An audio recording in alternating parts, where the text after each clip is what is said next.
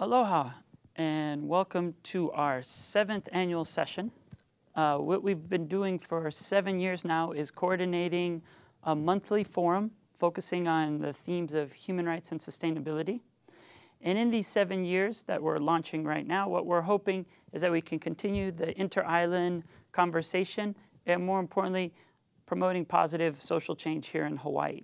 What we focus on doing every month is bringing in speakers from around the world, but also featuring local activists to share the important issues and linking those with other examples happening at global civil society level. What we'll start with is just a brief overview of what we'll be covering in the 7th season. Next month, we'll actually have 2 guest speakers. We'll be focusing on Indigenous peoples' rights and implementation of the UN Declaration on the Rights of Indigenous Peoples. We'll have a Métis attorney from Canada that will share some of the latest work taking place. She'll also talk with us about what happened at the UN World Conference on Indigenous Peoples that took place in September 22nd and 23rd at the UN headquarters. We'll also be featuring Helena Nordberg-Hodge on February 24th. Helena Nordberg-Hodge is a scholar with a very important work in Ladakh, where she looked at the situation of globalization, but also looking at the aspect of localization, how local communities are organizing to defend their rights and promoting their cultural values over the current economic system that's being forced upon them. In March, at the end of March 31st, we'll be looking at the Human Rights Council, what's taking place, and also our last look at the Universal Periodic Review before the review takes place on May 11th, 2015 of the United States. April 14th will be our Earth Day session, which will feature a panel of advocates and academics and artists talking about what they're doing here in Hawaii to guarantee a clean environment, but also focusing on the Paris Protocol that'll be coming up in December of 2015, as well as the Sustainable Development Goals, those 17 goals and how those will be created. So that's an overview of what we have coming up in the first half of the season. Last year in the 6th session, we actually closed out the 6th season with a focus on sustainable development goals here in Hawaii. We looked at the important issues of how those sustainable development goals could be implemented and realized here in Hawaii, and what impact that would have on our economy, on the issues of equality and equity, and more importantly, focusing how we'd move forward with our ecology to be balanced with other priorities in Hawaii. So that was quite impressive. We were able to bring in elected officials from neighbor islands. We also had people working on a national level with the UNA USA. And we were one of the cities selected across the United States to be able to provide input to the actual United Nations as part of a national dialogue of the United States looking at sustainable development goals.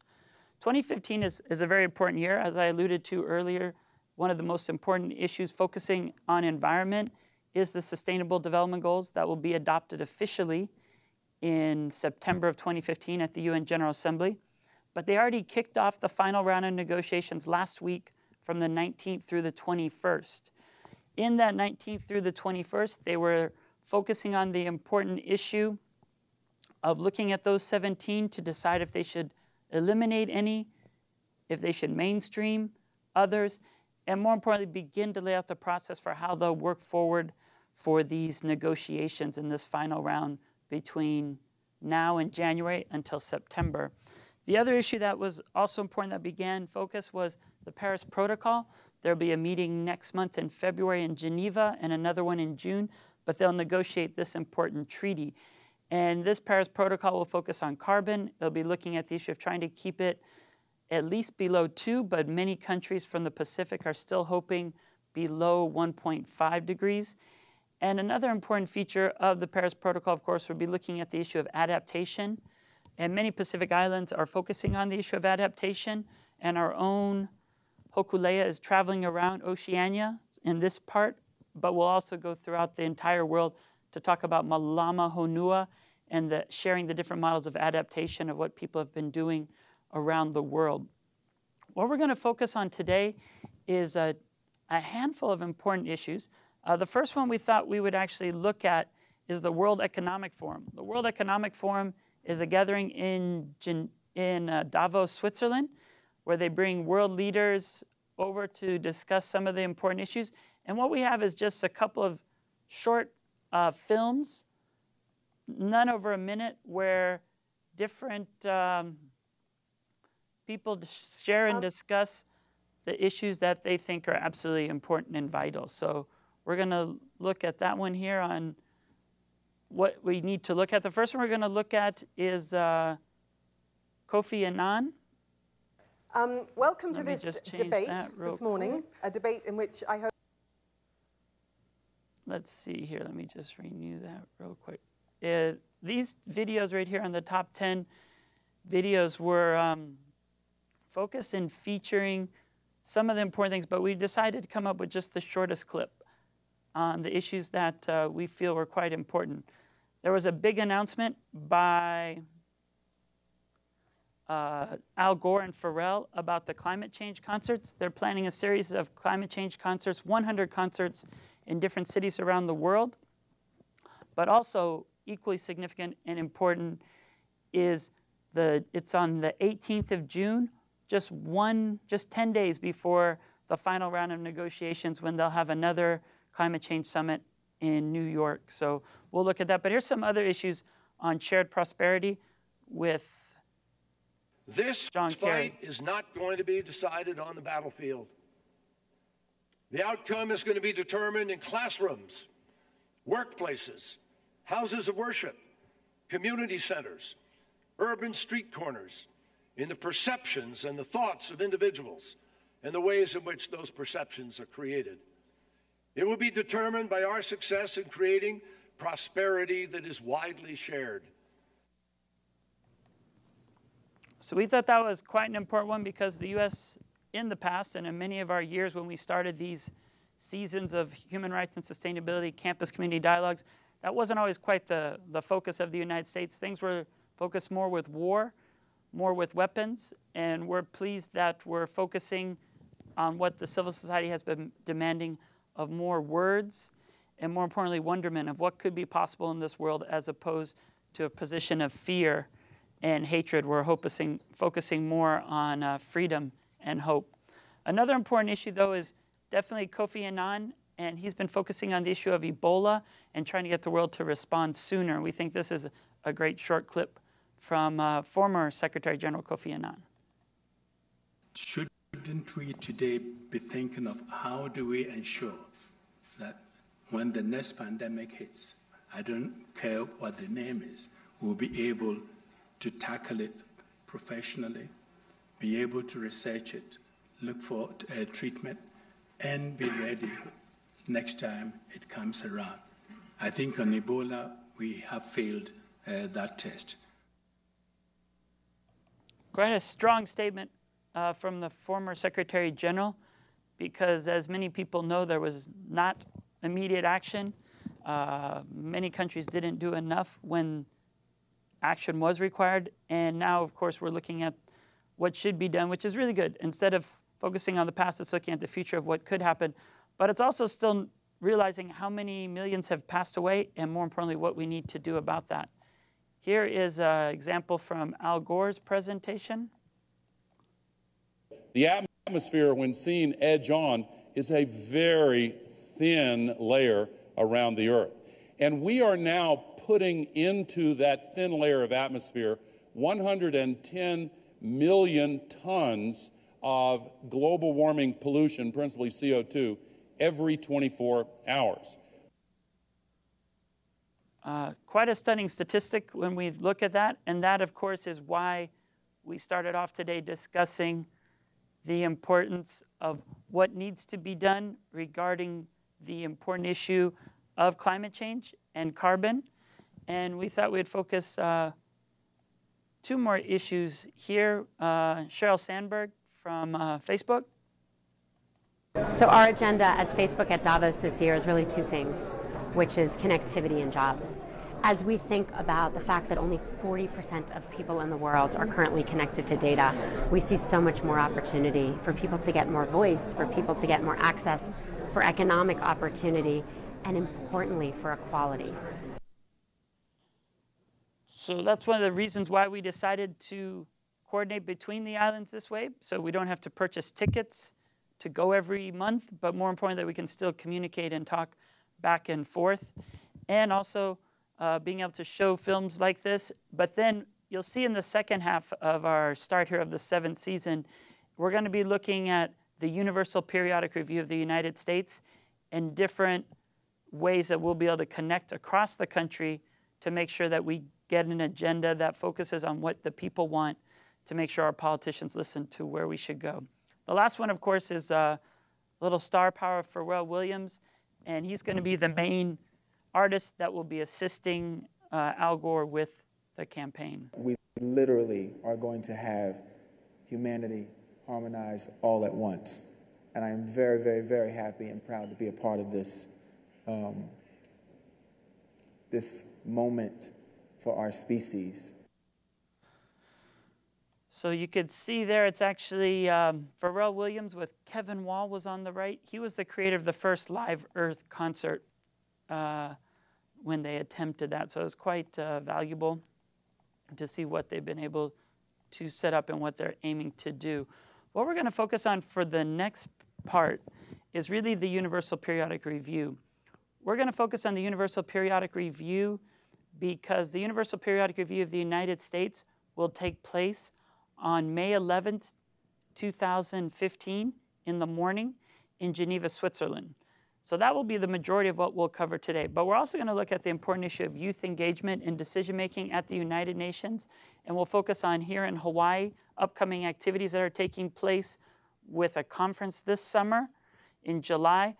And we'll also look at the important issue and maybe the opportunity where we're looking at downsizing of the military as well, and moving forward to come up with new ideas of what we can do with the space that was once focusing more on defense and how we can use that for dreaming and determine a new future for Hawaii. So regarding the Universal Periodic Review, the Universal Periodic Review is a new mechanism that exists at the UN.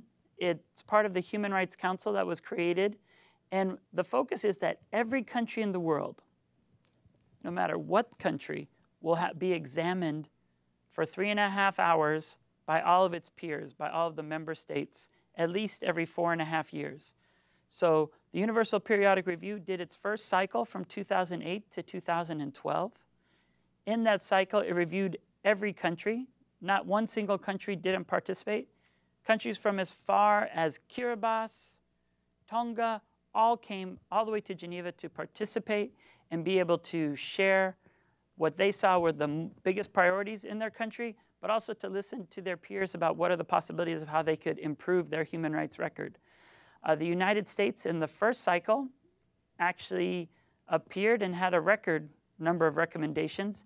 It had 228 recommendations given to it from the UN, and it really set up a robust opportunity. This robust opportunity allowed civil society to come together to coordinate and create a campaign to mobilize, to really have a human rights movement in our country that we haven't seen since the civil and human rights of the 1960s. What happened in that time was looking at what many of the problems were and coming together and creating some of the solutions of what we could do together. One of the first things that we'd like to go through first and foremost is kind of the 5 phases of the UPR and how you can coordinate with the UPR in those 5 phases and what people can do. And after going through the 5 phases, we're going to look at 7 simple steps that anyone can take to participate in the UPR, no matter where you live around the country or around the world. If you have an idea, that could be transformed into an initiative that can then hopefully have an impact on an institution in the United States and be able to realize human rights.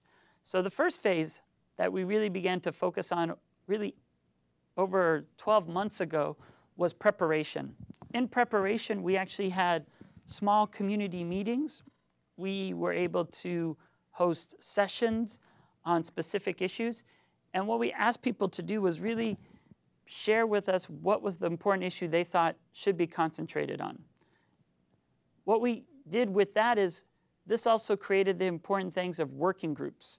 Around the country, different academics, activists, advocates, artists came together and they created working groups based on these issues, clumping these issues together. So these over 20 working groups, what they were assigned to do to be able to have an input into the United Nations is they drafted, if it was just a single individual or a single NGO, they drafted a 5-page document. This 5-page document examined the history of the issue, examined the current challenges, and also gave an idea of what could be possible and how we could change policies and practices to improve the human rights record. If there was a coalition of NGOs coming together, they were able to provide a 10-page report. This report was also accomplished by many of the working groups. Each working group turned in one. Even the U.S. Human Rights Network, bringing together over 300 NGOs, turned in one 10-page report, and this kind of prioritized the most important issues here in the United States. A new working group and an important issue that wasn't featured in the last one, just to give an example, was human rights education.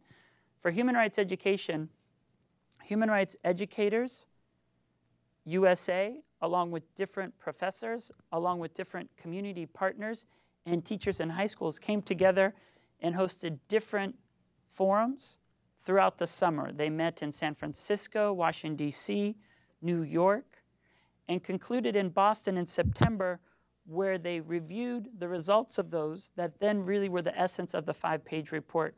And what they looked at was the situation in our country, that we actually don't have Common Core in many of the states, that we don't have human rights education actually listed in the Department of Education in many states, and that when human rights education is offered, it's usually from a historical context. It's from in the past, World War II, Holocaust, but not in a current context of how children and youth could be involved in being part of the solution with the challenges that our country faces. The other example of the human rights educators and what they're actually doing now, though, is working with governments, coordinating with governments and networking with the countries that sponsored the UN Human Rights Declaration on education and training. And what they're doing now is networking with those to make sure that their questions and recommendations will be asked in the actual intervention during the review of the United States. So this human rights educators was a great example of how just one group came together, participated, created a working group. In that working group, then created reports, and then was able really to bring people together in the United States that normally wouldn't come together. The UPR really, besides standing for Universal Periodic Review, stands for, as we wrote here, Uniting People in Rights. It's a catalyst to bring us all together because we don't talk about human rights enough. Mostly every day is focusing on the issue of economy and not so much the issues of equality and equity. So in that first phase of preparation, the most important task is getting those 5-page documents, those 10-page documents written so that they can be submitted to the UN, because that'll be included in a final report that the UN writes that's 10 pages long. But what's really important too is really that opportunity to organize people and get people to come together and have dialogues in our community, because people don't talk enough about important issues. We're focusing more on what people are wearing and a Super Bowl and certain issues about the size of a football than we are about the important issue of the state of freedom in the world. So the preparation phase is absolutely crucial. That was very important. We're now at the interaction phase. The interaction phase is any time after the reports are written until the actual review, which will take place on May 11th. And the most important part there is to actually make sure those 5-page documents and those 10-page documents and any new emerging issues that come out, such as you look at the issue of police brutality. While it's been systematic and historically taking place, when the reports were due, you didn't have the Eric Garner and the most recent examples of different examples happening almost every week in the United States. So that came up at a higher level, and you have a working group focusing specifically on that issue with impacted families who lost their loved ones. But during this interaction phase, the other part is you really focus on the important issues and give them to the governments, because those governments that sit in Geneva and in New York, they actually take the messages and give those to the different governments that then compile and create the interventions. The United States of America will probably be one of the countries that's asked a question and at least has a couple recommendations made by almost every country. This means the 3.5 hours will pretty much amount to less than a minute per country. So that'll be quite a task for every country to say exactly what they want to say to the United States within 1 minute. So it falls on civil society to be even more creative in our process of getting information to them. So we'll talk about it a little later, but that's where we do the 1 to 2 pagers and are able to get the information to them. We'll talk about that.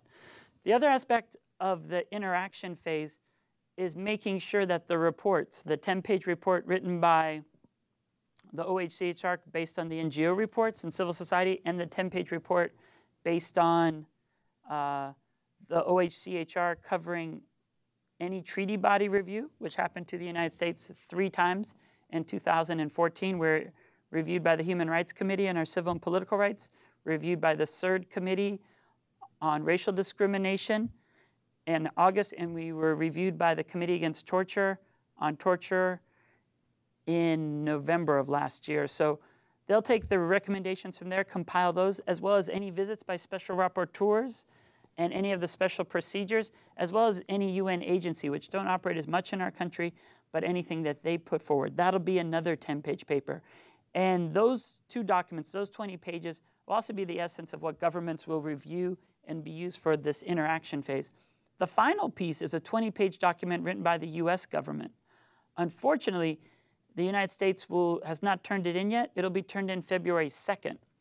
That'll then make the 3 documents that will then be the core of the review, as well as the 1 to 2 pagers that civil society makes, and that makes up the interaction phase.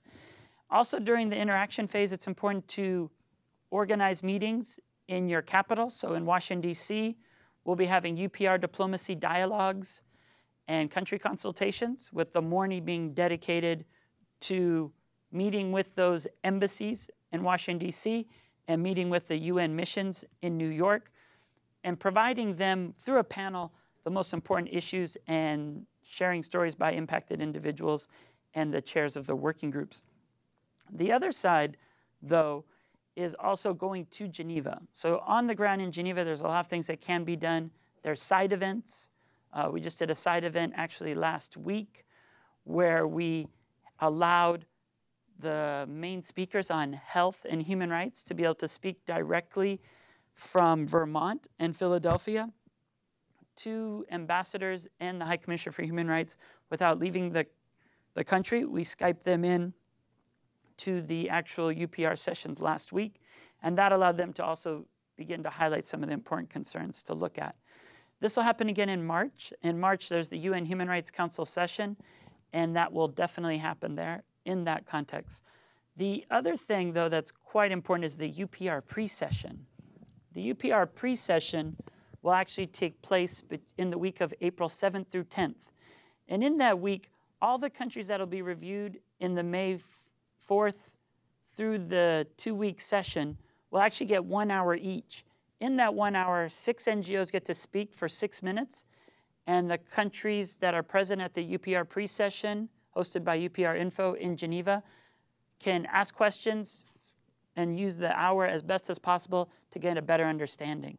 It's not quite a lot of time, but it also provides an opportunity to lay out information, your 1 to 2 pages on the back of the room, and also you get an email list of all the missions that attended so you could follow up with them. So the UPR Info pre-session is quite valuable. But then what will really happen while most students are concentrating on their exams, what will really happen that'll be quite exciting is the actual UPR. The actual UPR would be 3.5 hours. Many countries are already eager to sign up to be able to come up with those question recommendations.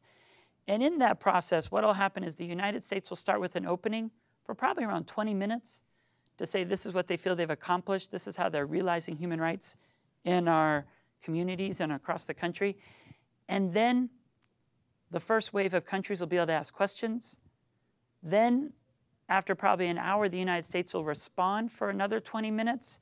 Then more countries will ask, and then the U.S. will finally give a concluding observation with the remaining time that will also probably make some pledges and suggest certain ways to have steps that they can follow up.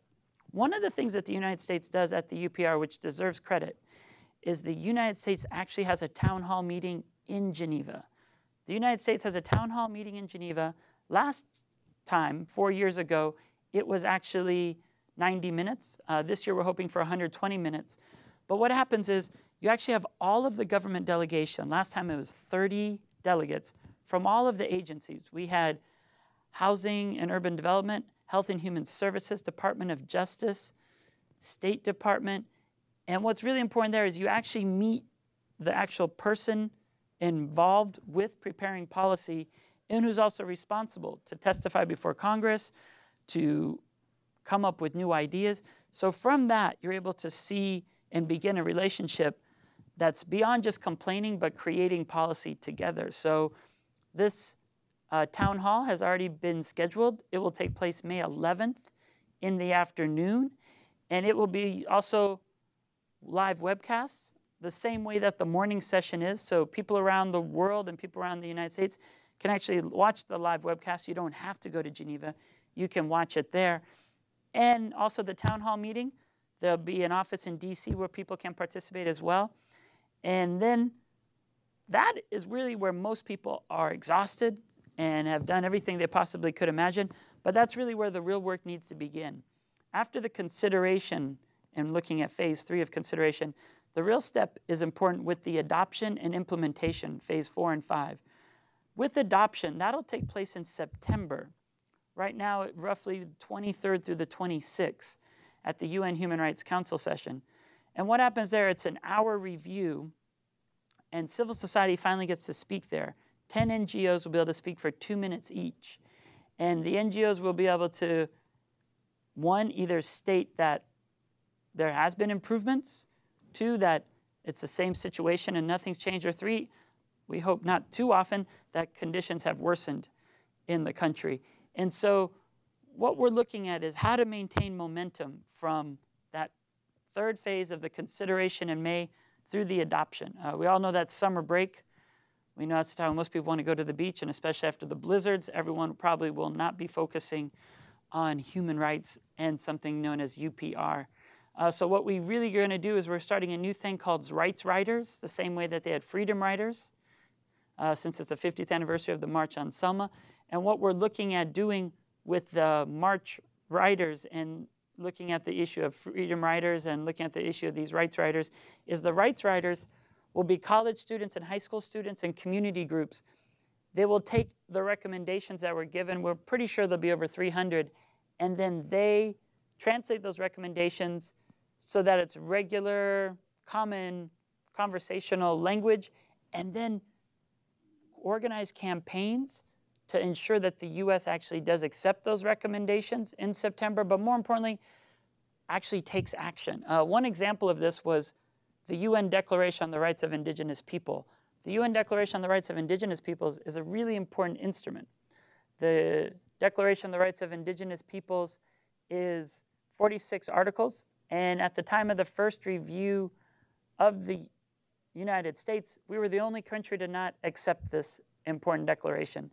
So our goal between the November meeting, where the U.S. was considered, and the March meeting where it accepted 5 years ago, was to make sure the U.S. actually accepted it. And then Obama did that on December 16th with tribal nations to tell them that the U.S. would implement and enforce this declaration. So that's one example of what can happen. The idea of the Rights Riders, though, is that people will be able to coordinate based on recommendations and coordinate campaigns and really move towards coming up with solutions. Not just complaining, but claiming their rights and stepping forward. So that will be quite valuable. Throughout the summer, we're featuring going to specific concerts and to speak and go around the country throughout the summer, wherever people gather, so that people know about the UPR, but more importantly, know about their human rights. And maybe the people that weren't connected or spoken to during the first 3 phases will be able to find out. At the adoption in September, it is important to be one of those 10 NGOs that gets one of those speaking slots. You'll be able to sign up the week before the Human Rights Council via the internet and hopefully get one of those 10 slots. It's quite a valuable and coveted space. You don't have to go to Geneva. If your NGO is not based in Geneva, you can actually make a video and send it in, and it'll still be shown. So that's a new edition of the second cycle, which is quite exciting. And then, of course, the final phase is after that 1 hour review, it's implementation. And implementation is really the most important step, where we take all the recommendations that the US accepted and all of the momentum that we've been able to build with this human rights movement across the country and begin to implement them to make sure that when the third cycle comes up in 4.5 years, we can actually have measurable results that show what could be improved and how to be improved. So that's kind of a long but a thorough review of the 5 stages. We talked a little bit about the documents. The first document being the report written by civil society, that's 10 pages. The second one being compiled by the OHCHR of all the reviews of the United States by the human rights bodies. And the third one being the US government report that'll come out on February 20th. What's also important, though, is to see what rights are included in the UPR. And that's what's crucial, is it's the most expansive opportunity to challenge your country. First and foremost, anything in the UN Charter. That's over 100 articles, so it's really quite important. And human rights is featured 7 times, plus the right of self-determination. The second thing is the UN Charter. Besides the UN Charter is the Universal Declaration of Human Rights. The Universal Declaration of Human Rights has civil and political, but also economic, social, and cultural rights. This is good because not every country has ratified the twin covenants, both the ICCPR and the ICESCR. So that's quite crucial, and we think that will be quite valuable as well. The other part that we'd like to include and think should also be focused on is anything your country's ratified. So it's a chance for us to see 1 year later what the United States has done. Different treaty bodies have different follow-up. The Human Rights Committee, focusing on civil and political rights, reviews in 1 year. We'll be able to say in March what they've done and what they haven't done regarding the 4 issues that the Human Rights Committee selected for the US as a priority. But also anything under CAT and anything under CERD we could bring up there. And then it's also anything that a special rapporteur has written. That can be included in your report. So that's important, especially where rapporteurs have visited regarding water in Detroit. And the special rapporteur on indigenous peoples also visited numerous communities as well. And the final thing is humanitarian law. So anything regarding US actions regarding war and actions that we've taken abroad can also be covered under the UPR. So those are the areas that can be covered. Those are the 3 main reports. And what we're going to do now is actually just go over briefly these simple steps of what people can do. So the first thing is kind of essential. It's kind of like your business card, is a 1 to 2 page smart, simple, and strategic sheet. And what you're going to do there is introduce your issue. And what you're going to do is write 3 simple things. You're going to find out and cite what the issue is that you think is important, what question you want to have asked to your government to force them to really look deeply into the problem and be useful to you on the ground in your community at the city and county level or at the state level, and also the recommendation. The recommendation should be specific, measurable, action-oriented, and have a timetable. So when you're thinking about this 1 to 2 page sheet with the issue first and then the question for that issue and then the recommendations for that issue, that's really asking you to be a solutionary, to really come up with what's important and how we can coordinate and what to do with that. Because once you have this 1 to 2 page document, you can hand it out in Geneva. As we pointed out here, you can pass it out in the Human Rights and Alliance of Civilization Chamber at the Palais des Nations. You can get it to diplomats. Just last week, we actually passed out over 25 of those to different governments based on what the working groups had crafted, and meeting with those governments, able to say, this is what we're beginning to do. The other important thing, though, is this is really what you can email to all of the missions in New York or the embassies in Washington, D.C., or once we talked about again throughout Geneva, you can give them to them there. So the 1 to 2 pager is absolutely crucial. It's what everyone should have if you're focusing on UPR. Yesterday we gave a lecture at the Richardson School of Law, And if you didn't do a 5-pager or a 10-pager, this is still your chance. You can do a 1 to 2-pager and still have your issue included if you follow some of these steps. The next thing, though, is social media. So we're kind of looking at 2 different campaigns. One is what's your story, what do you stand for, and what should we do together? And that one is looking at taking selfies with substance and doing social media campaigns and even doing petitions on various sites. The other one is a what's going on, what you're going to do, what do we want? And that one is short videos, only 2 minutes long, but allowing you to make videos instead of just writing. Honestly, most people don't love writing. It's only a certain breed of activists and advocates who get into this. So it's a way to make it more popular and to connect. So here's the what's your story, what do you stand for, and what should we do together? On that one, what we're asking people today, it's a contest of consciousness. Take it, put a hashtag, what's your story, what do you stand for, what should we do together? And it's a way to be able to get beyond people talking about the weather or what everyone's wearing, and actually what do we want in our country. And so we've come up with a couple of different links that we think are kind of good petitions. So once you do these photos, you can also then come up with the language. You can go to the petition site. The petition site right here is kind of an interesting one. Amazing things happen when you're supported by Care to Community. You can start a petition right there and put anything on there. So that's kind of one of the examples. The other one that you can look at is moveon.org. Moveon.org has quite a cool petition. Right there, you start your petition. You put the title, the text, who's your target, why you're starting it, and then you can actually preview your petition.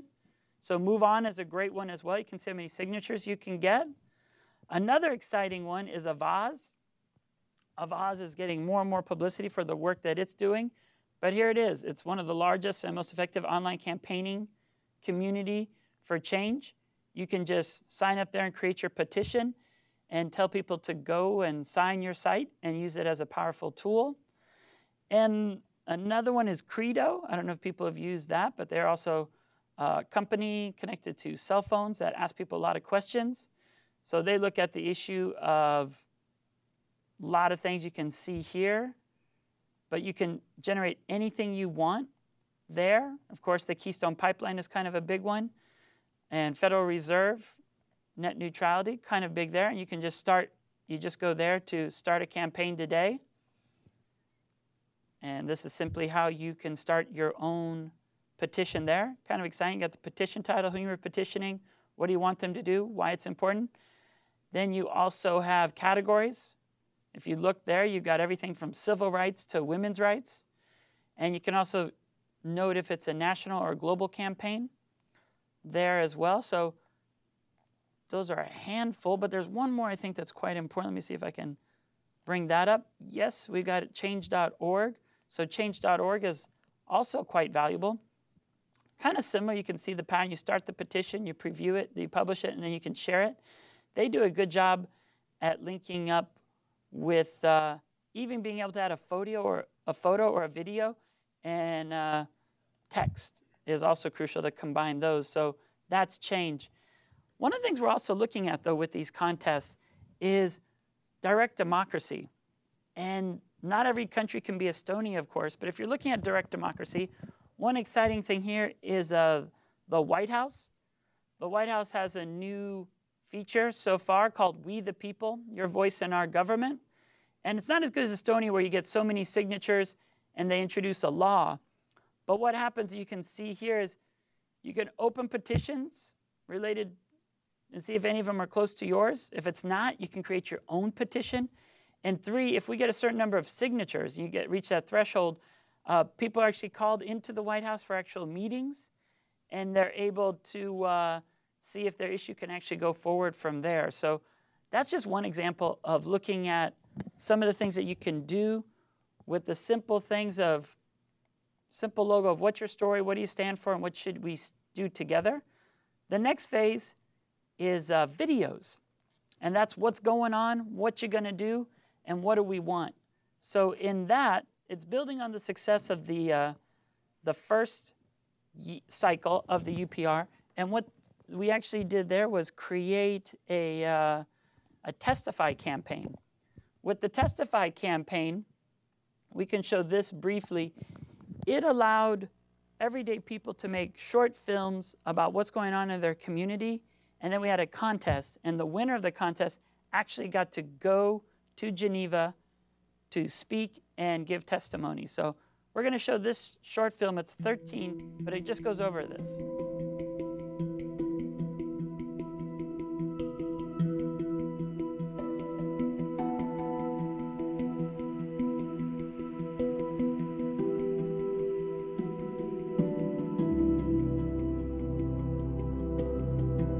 In 2010, people throughout the U.S. came together to report on human rights in our communities. We are going to overcome this storm. Yes, we are. Because we're going to fight this battle. We spoke out to inform the UN's review of the U.S. human rights record during a process known as the Universal Periodic Review.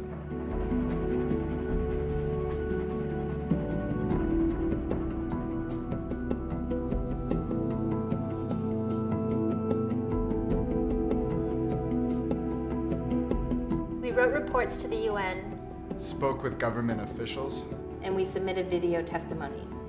Whether or not we were profiled because we were Black, because of our sexual orientation, because we were women, I'm not really quite sure what it is that we were pulled over for. There's something scandalous to make a profit on the illnesses and sicknesses of other people. Our stories illustrate the gap between American ideals and American reality, so we can make real change to improve our lives.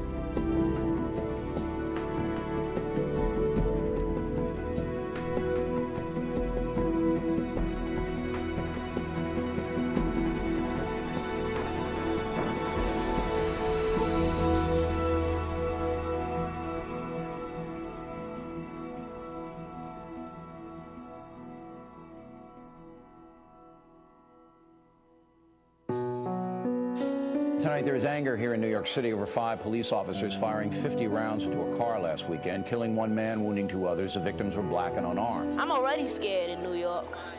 November 25th, 2006 would have been a wedding day for him, but on that day was the day he lost his life with police brutality, shooting at him and other guys 50 times. They felt that they did not violate his civil rights. How many shots have to sing before we hear freedom ring?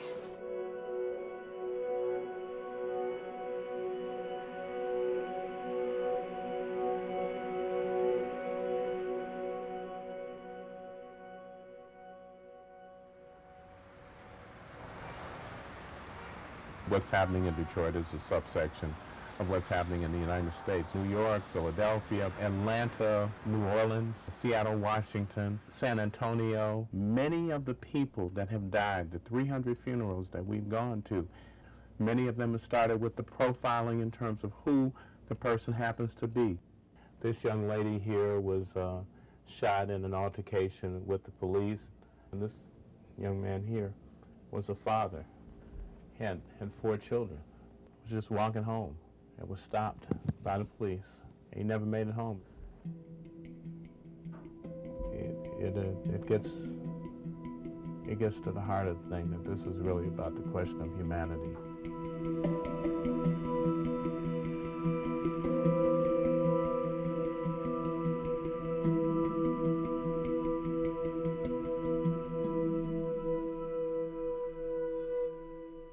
I met an old man whose children had been tortured in front of him until he signed something to say his 2 nephews were members of Al-Qaeda. If you torture someone's children in front of them, they will sign anything. My son was born in Cumberland Hospital in Brooklyn, New York. He was a wonderful boy. I was everything for him and he was everything for me. He was in solitary confinement at the break for 3.5 years, but I know he was tortured. You don't even treat an animal the way my son was treated. What are they going to get out of torturing people? If you don't want to talk, do you think that me torturing you, hitting you, taking your blanket away from you, leaving you in the cold, on the floor, sitting on the floor, not giving you food, and do you think that's going to make you talk? That's the reason why I'm speaking out now.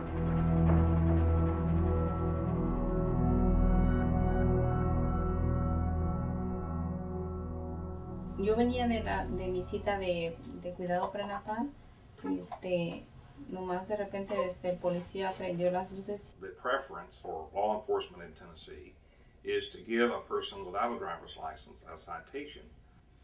In this particular case, the officer decided to take Walla into custody, despite the fact that she was 8.5 months pregnant and had 3 children with her in the car. Se me rompió la fuente para tener a mi bebé. Cuando llegamos al hospital, que me subieron a la cama cuando carreras te suben a la cama, me tuvieron esposada de esta mano y del pie. Nashville has a 287G program in which ICE, Immigration and Customs Enforcement, contracts with local law enforcement. Por decir, me libré el domingo, tuve 3 días en el hospital. Me regresaron hasta el martes. En el hospital no me dejaron, cuando mi esposo no estuvo en el parto, yo en el hospital siempre estuve sola.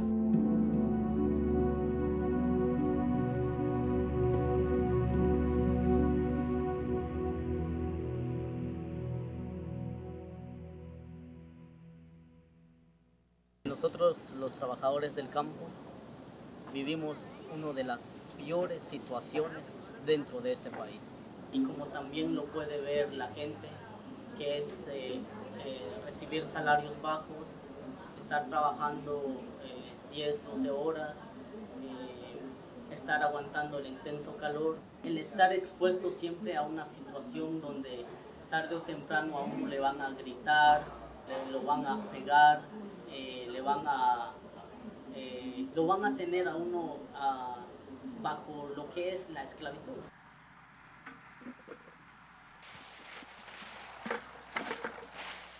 Y mientras que existe la violación, existe la esclavitud, existe lo que son los diferentes abusos que uno enfrenta, nunca vamos a decir que tenemos un mundo justo, un país justo.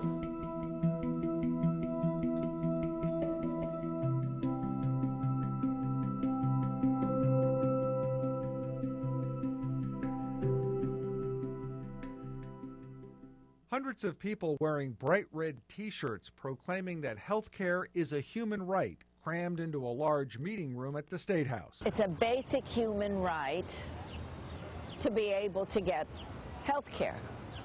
Fundamental, a moral human right. But since the market controls what happens with health care services, people cannot get insurance.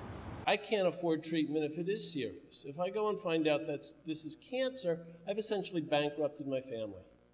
On the other hand, if I don't go get treatment and it's cancer, I've left them without a dad. Probably at least 50% of the patients that I take care of never should have ended up in the ICU. I've seen people with diabetes, even well-managed diabetes, that ignore small ulcers on their feet that are easily treatable, but they can't get treatment for because they don't have insurance, and they end up losing their foot, sometimes their entire leg. Healthcare is not a commodity, but a public good.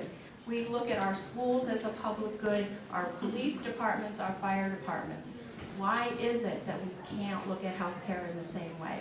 We say we can and we should.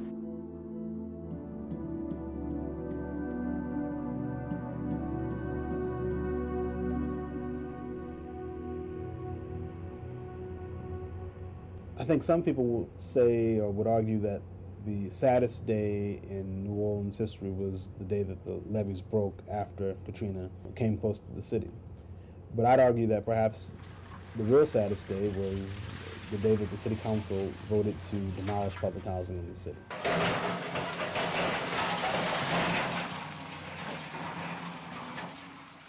This is one of the public housing development that's supposed to be demolished, that had over 1,000-some families living here. It just hurts my heart to see all this. Here's a family here would stand here. Where did these families go?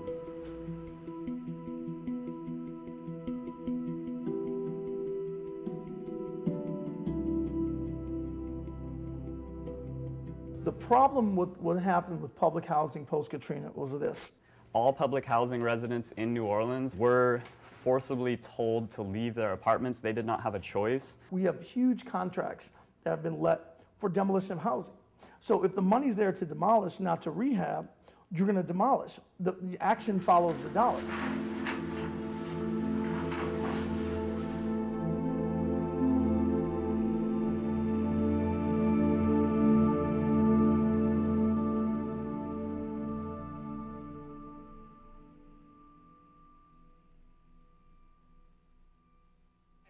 I guess ever since our people had to give up the teepee, the housing became an issue and a problem for us.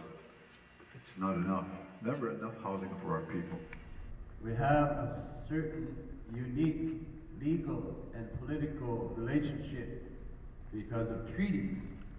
The United States government needs to live up to their federal trust responsibility and provide what they promised in their treaties to our American Indian people in exchange for our lands.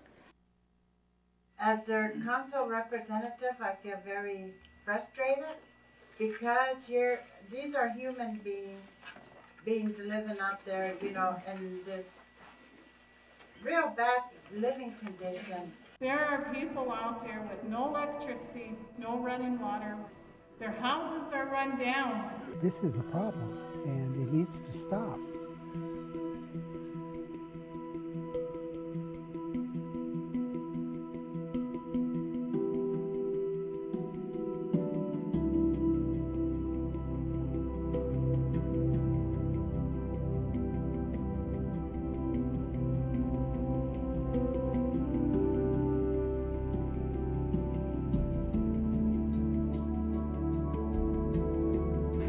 Racial profiling's out there, and I am a prime example of it.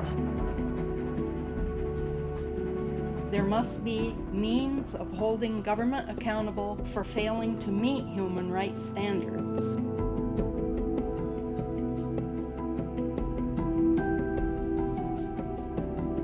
The idea of that promise that we can live the way we want to live and we can love who we want to love.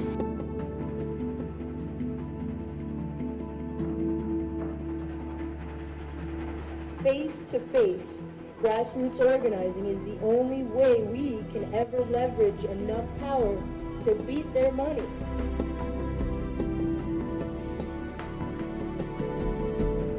I believe that all power comes from the people, and all power should go back to the people. So that's my message to the world, is all power to the people.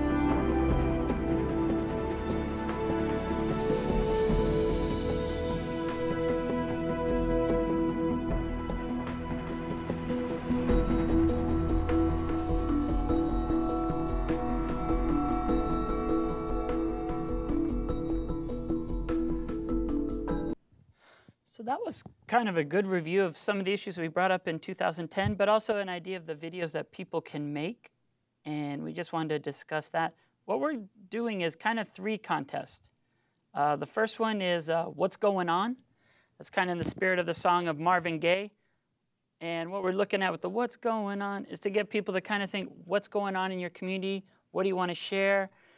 Talk about what's really a concern, and then turn on the video camera and speak truth to power in that capacity. The second theme is going to be what you're going to do. And that's a direct question to our elected officials from city council all the way to U.S. Congress, where you ask them, what are you going to do regarding these important issues? And the final one is, what do we want? Beyond naming and shaming, framing and claiming your rights. And beyond naming and shaming and framing and claiming your rights with the what do we want, that really is getting us to think beyond complaining, but creating the policies and practices we desire. So we identify with specific languages and organize. And in our videos, we're showing that we can actually be part of the solution, and more importantly, giving ideas for what the government should do. So these 3 videos of what's going on, what you're going to do, and what do we want are going to be month-long video contests leading up to the May 11th review. Also, once you make your video, you can post it on Facebook, Vimeo, YouTube, One's Own website, and be able to get the word around so people know more about your issues. The next thing we'll cover briefly is the UPR Diplomacy Dialogues and Country Consultations in DC and New York. The first one was supposed to actually happen tomorrow in New York City. Mother Nature took care of that. That won't be happening on January 28th at the UN Church Center on the 10th floor as we had anticipated. But the one in Georgetown will take place on January 30th. And what the structure is of what we've set up is at this first round in January, we're announcing to the countries of the world and to the US that we want to have a consistent, creative, comprehensive dialogue for the months leading up. So from 9 till 10, there'll be a panel of presenters of impacted individuals and concerned community members sharing what they think are the most important issues.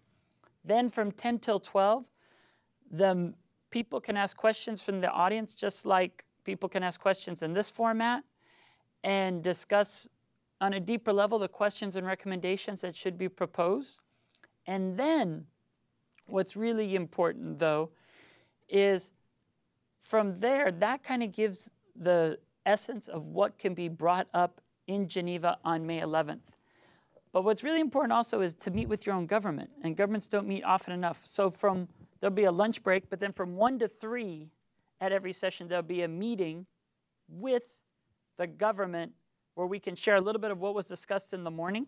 And the exciting thing about the morning is all these countries can actually give us good ideas about what we could do and should do to actually improve based on something that maybe worked in their country. So the morning is a lot of creative ideas. In the afternoon with your country consultations, you're trying to get your country to agree to actually do things. So that's kind of important. We've got 3 months that we'd like to highlight for you. The first one will be February 18th at City University of New York at the law school, just 2 stops from the UN on the subway. We hope everything will be melted by then, and it'll be a little warmer and hospitable for human rights work. Then on February 20th, we're actually having a consultation at the US State Department in the morning, and then they'll actually be, after this country consultation with the State Department, we'll be meeting in the afternoon at Howard University. Then in March will be an exciting time during spring break for many people. We'll be meeting on March 26th at the University of the District of Columbia, David A. Clark School of Law, with once again the same format of 9 to 10 panel presentation, 10 to 12 dialogue between the diplomats and the people. And then, of course, from 1 to 3, meeting with the US government. And the final one is going to be quite exciting. That'll be taking place in Columbia then in March. That'll be an exciting meeting at Columbia Law School with the Human Rights Institute. And then the final one taking place in April, there'll be 3. And April 15th, American University will host. That's kind of significant because they hosted the only one we did during the first cycle on April 15th, Tax Day. And then on April 16th, Fordham will be having an event from 1 till 3.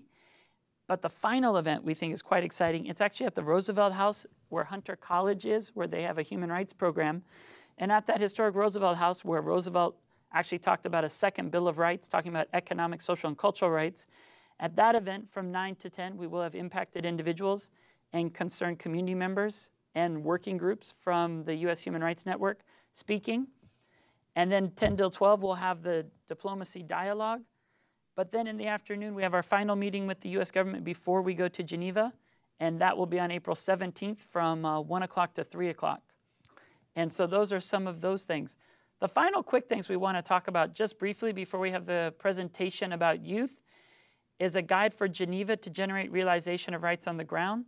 We think people should organize side events. We think people should organize side events in the UPR and the Human Rights Council. We also think people can speak on agenda items to raise awareness. But then what's really important is to also participate in the UN UPR pre-session. And it's also important when you have the media of the world there to have a press conference. And what a good idea is we just had last week with Hmong, focusing on Laos and Alliance for Democracy in Laos, was a candlelight vigil and a rights rally. This looked even more effective because it was held in the middle of a snowstorm.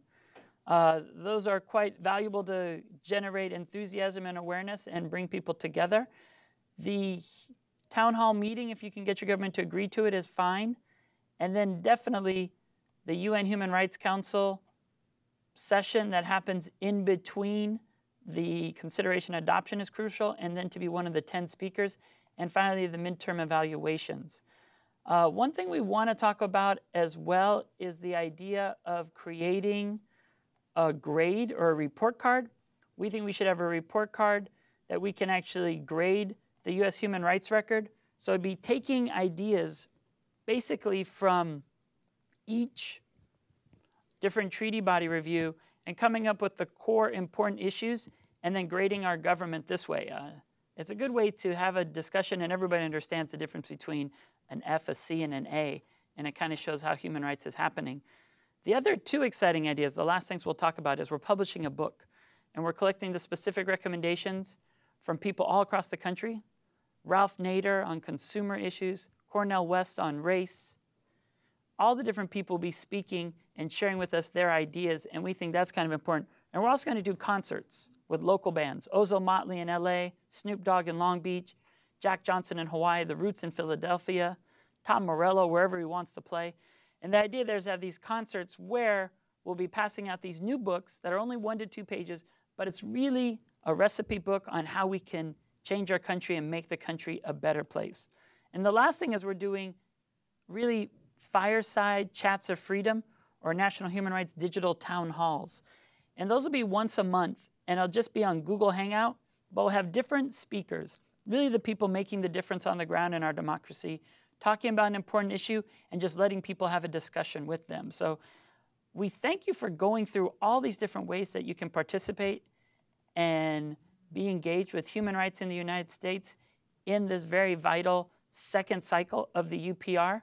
We want to thank you for that. I know we have West Oahu was trying to find the space, so that's good. We hope they're coming in as well. And now I really want to invite Don Peel to be able to share some important aspects about youth empowerment and the world we want, and looking at how youth, which are really becoming the majority, will be able to impact the global policy, but then also things we're doing here in Hawaii. Here in Hawaii, we actually have an important conference happening this summer that Don Peel is working on, and we look forward to him to share that. So Don, if you want to come up here, or you can do it from there. There you go.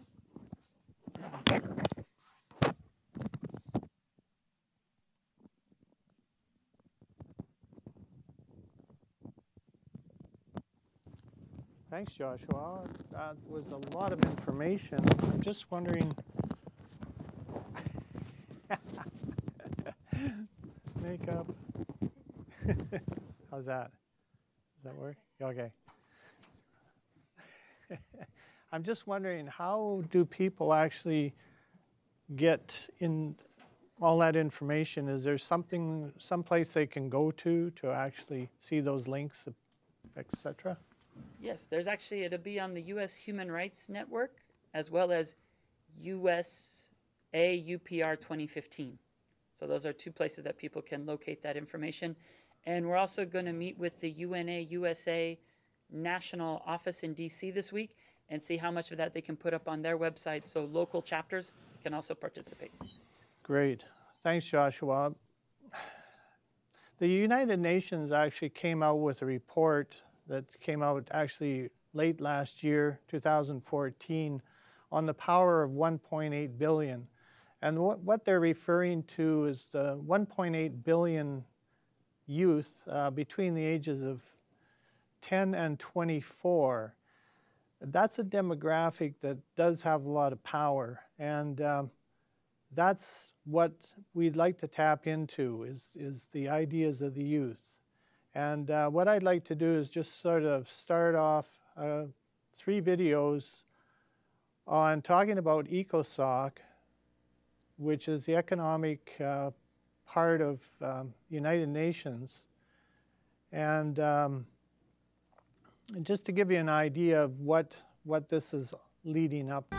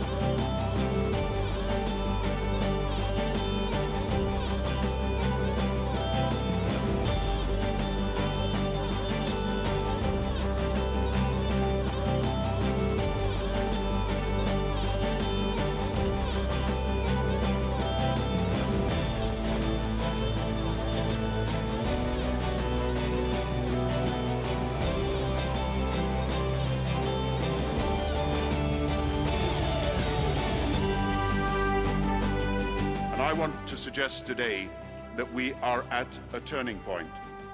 We are at a fork in the road. Time for change is now, and the powerful agents of change are in this room today. Nonprofits, private foundations, corporations, and the UN itself must and will leverage their influence by partnering to advocate for gender equality. We will embrace what Martin Luther King called the fierce urgency of now. Why are leaders so slow to embrace solutions that could deal with such inequalities and injustices? In a world in which there is not enough money to go around and people die every time you make a mistake, it is immoral not to be relentlessly focused every single solitary day.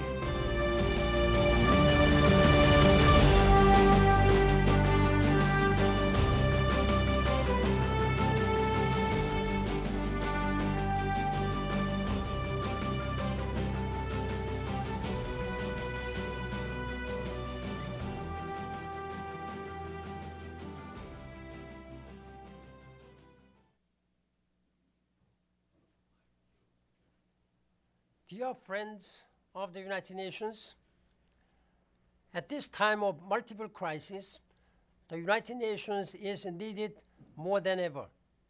Poverty, disease, terrorism, discrimination, and climate change are exacting a heavy toll.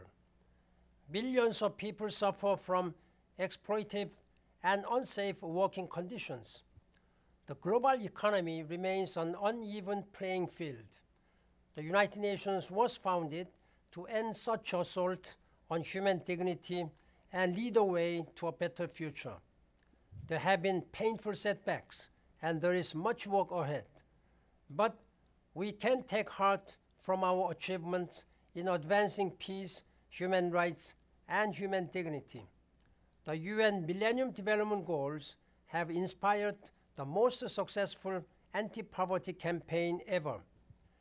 As we strive to finish the job, we are also shaping a sustainable development agenda and seeking a meaningful climate change agreement, all by 2015. The United Nations is also mobilized against the Ebola outbreak, a huge and global challenge that demands a huge and global response. On this United Nations Day, let us reaffirm our commitment to the marginalized and vulnerable and work in common cause for the common good.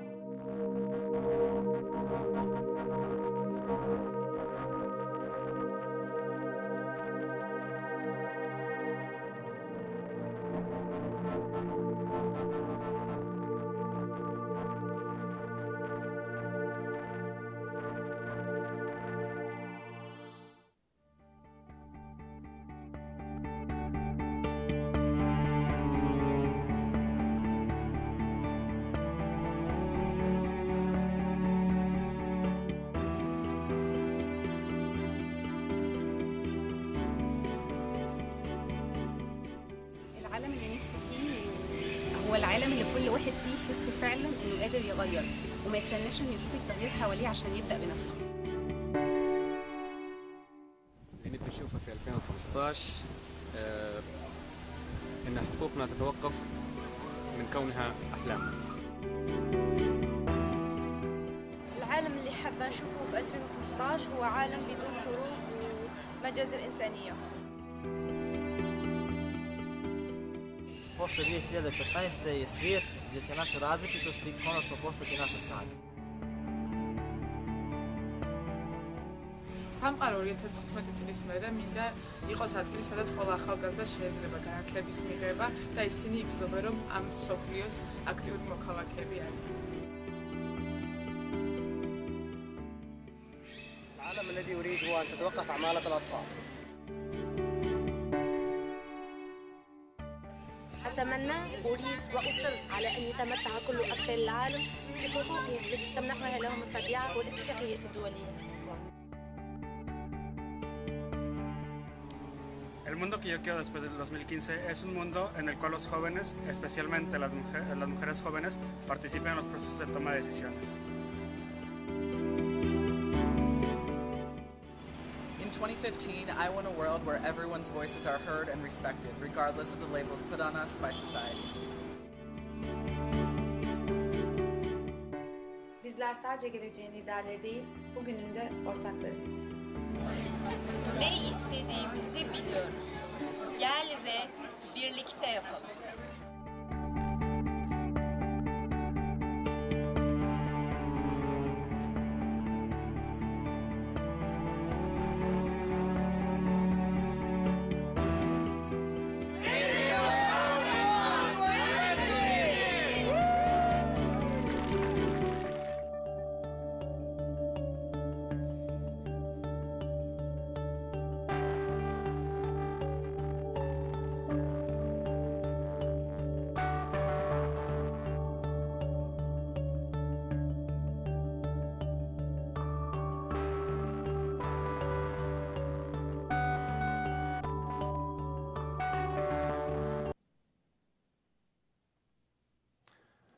So as you see, as stated in that, there was some missing voices, actually many missing voices.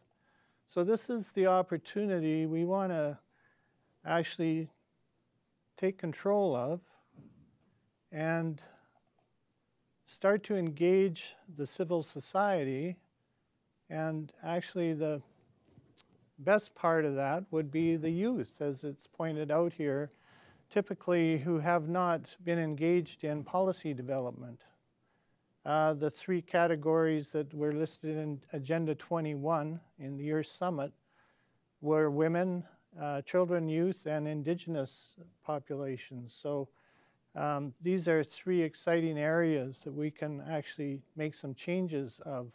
So here in Hawaii, we have a real opportunity this July 22nd, the intergenerational conference coming up here, done by Generations United, who is an NGO that has an affiliation with the United Nations. They're out of Washington, D.C., and they're having their 18th annual conference, first time out of Washington, D.C., and they picked Hawaii. So we've got a host committee working on this, and what we'd really like to do for the first time is make this very youth-orientated. So we're going to, we've got a special theme to include youth into interacting with the participants of this conference, which will be international attended. And one of the things we'd like to do is enlist the Model United Nations student youth from around Hawaii to attend this particular conference and to build a dialogue about even the process applicable to today's youth. Maybe the UN process should be something that we should look at critically and see if the youth think that that's the right way to actually engage and formulate resolutions. There is, the Model UN has a format now based on the proceedings of the United Nations, and this would give us an opportunity to actually look at that and maybe make some changes from a youth perspective. So the other aspect is the World Youth Congress that will be bringing these youth together to organize the next World Youth Congress. The World Youth Congress is actually a youth-led congress that started here in Hawaii in 1999. And it became headed by Peace Child International, based out of United Kingdom. And the conferences were held in Scotland, Morocco, Canada, Turkey, and Brazil after the Hawaiian initial conference. And what's happened is Peace Child International is looking to relocate, and they think that relocating to Hawaii would be a strategic move. So that's one of the things that we would be looking at this summer as youth-led, would be to facilitate this relocation. And at the next World Youth Congress in 2016, what would happen is there would be an invitation to all the NGOs that are youth-led and look at developing a global strategy of youth empowerment using this revised Model UN. So that's something exciting, that it creates a lot of impetus for a lot of new thought and innovation. And this could come as a result of this gathering this summer at the Generations United on future planning. There's also an opportunity to tie into the development of the Presidential Youth Leadership Academy, and which Hawaii has a bid in to be the actual location of it. And then for future World Youth Congresses, there's the possibility of welcoming the Worldwide Voyage on its return and in 2017, and to continue on this, building on this youth leadership in Hawaii to make this a very strong component, with the vision of perhaps the United Nations Youth Headquarters based here, the big vision. So those are some exciting things happening from our perspective in Hawaii here. So we'd like to invite you to check out the Generations United conference and perhaps attend. On Friday there will be a family fair, and the public's invited. There should be over 1,000 people and a lot of different venues and events going on in conjunction with that. And that will be on Friday, July 24th of this year. So mark that on your calendar. Check out the website. It's Generations United Conference. Just Google that to take you there. And join in this exciting, because and especially if you're youth, this is the time to get engaged and participate in creating your own future. And with that said, there's one other item if we have time. Yeah, we have 3 minutes. We have 3 minutes just to announce there's an Army hearing session happening. What's the name of the hotel, the Army hotel? It's Halikoa? Yes, Halikoa. That's the one in Fort DeRussy, right? Yes. At 6 o'clock today, this is, what's today? This is Tuesday the 27th. Huh? Yes, January 27th. And you are invited there. It's open to the public to give ideas of different options of what can be done if the Army pulled out of Schofield and Fort Shafter, with just many different aspects with regards to how that saves money for Hawaii and opportunities for the business sector, as opposed to what the business sector is saying now, that it's probably going to have a real negative impact on Hawaii's economy. But with some creative thinking, we think it's going to be different. It's going to be a new future for Hawaii, actually. Maybe we could connect the two. That might be a good opportunity for Hawaii and people that are showing up to these testimonies to not just end it there at these testimonies at Halikoa, but they can use the Universal Periodic Review and come up with a specific issue, which of course is downsizing military, but also changing those different barracks and different buildings into more positive things. So specific questions that we should pose to the U.S. government, and also more importantly, recommendations of what we could use that land for, and by therefore providing an alternative vision that could then inspire people to include in the UPR, but then also to use for organizing here in Hawaii. Right on. Okay, well, we have just 30 more seconds.